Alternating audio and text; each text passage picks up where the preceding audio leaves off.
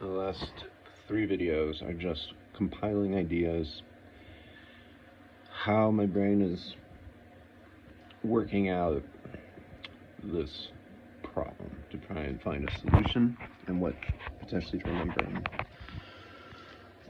in case I forget one of the variables, right? Since I am hungover. Well, before I start playing chess, I want to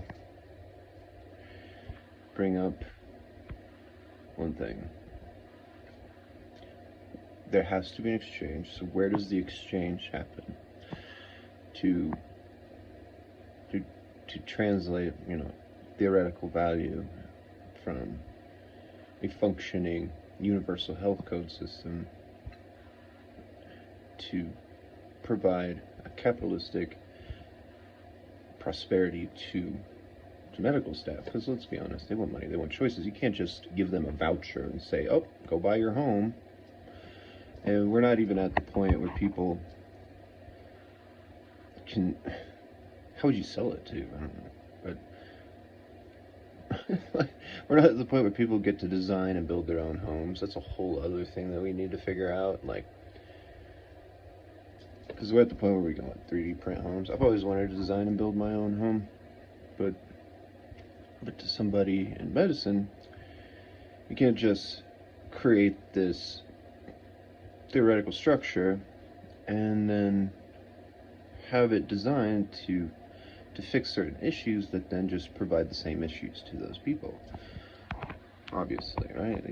If the issues are a lack of choice in the economy, and so it goes down to a profitable margin. If you were to say give somebody a voucher, right?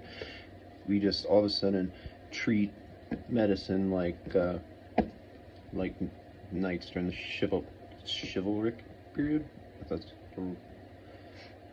not a big. I'm not perfect with that history. Anyway, it's just you can't just give them a voucher and say, because what if they want a slightly bigger house, or what if they want something that they can invest more time and money into? I guess you could have compensatory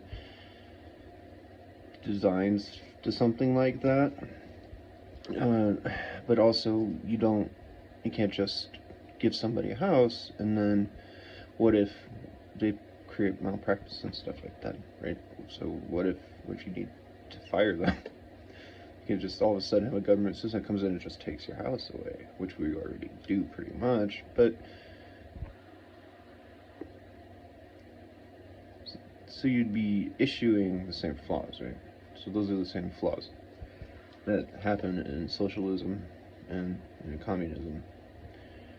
So where's the exchange going to happen? At what point, if you have this theoretically perpetual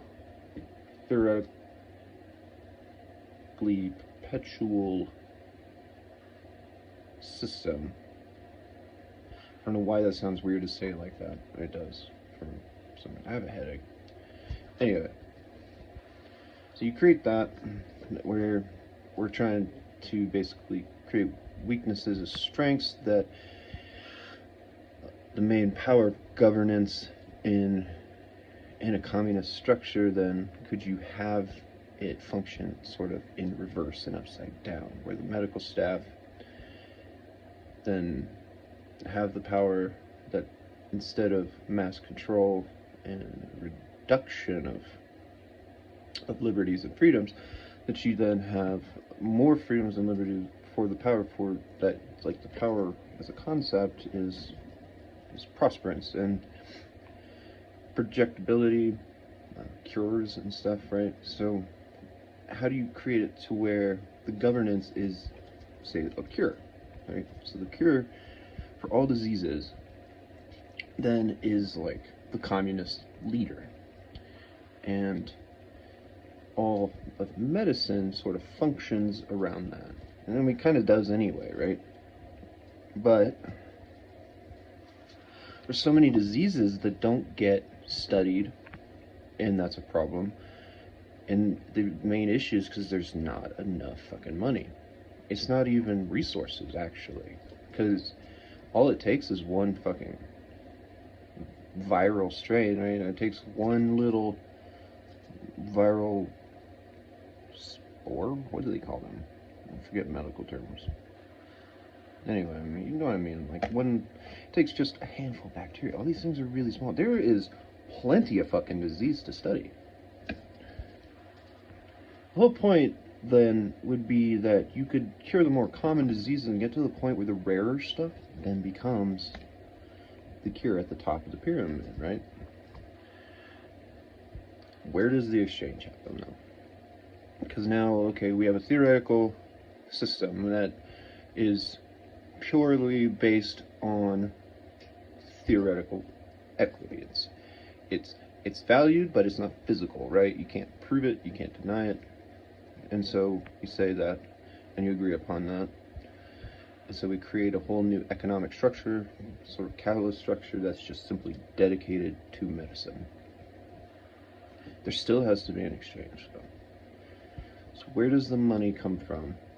Because you can't do it from the taxpayers, because that'll just create the same problems. And we're too large and diversified to function as socialists. And we don't have...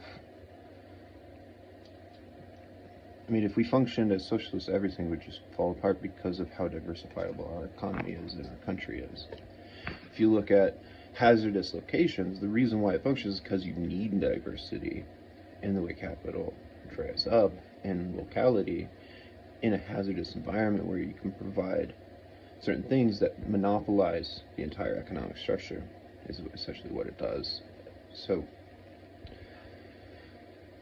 necessities like warmth or electricity or wood, stuff like that, you know. If you're living in the Arctic, like that's why socialism functions, because it preserves diversity of people that have no purpose, that can't diversify.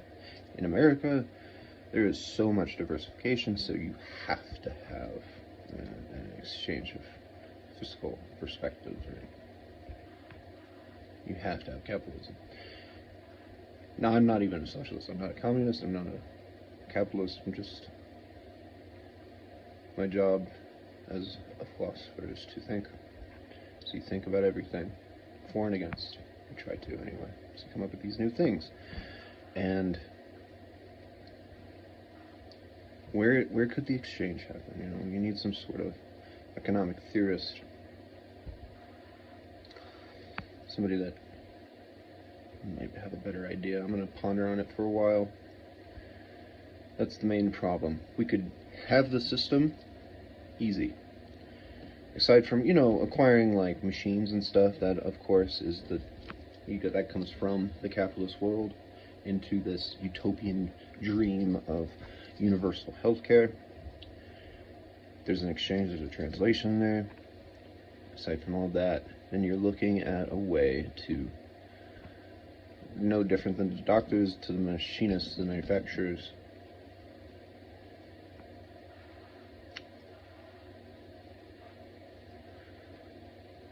be like a scientist utopia, wouldn't it? Yeah.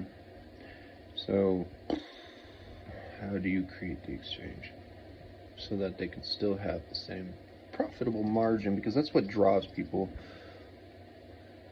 for a good margin, a lot of people into healthcare is making money. So, and then it weeds out, you know,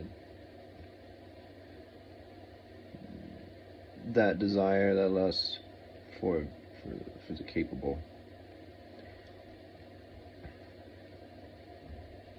But that also too has to be controlled, because then we're just creating an army of greedy, money hungry cunts in control of life and death. So that's another thing of like how this could help create a better moral structure and ethical structure. That's the whole goal of it, is to use weaknesses as concepts and turn the phrase on them, sort of thing. Just gonna think about it all day, I suppose. Maybe for a week, who knows? It'll come to me eventually, it'll pop into my head one day.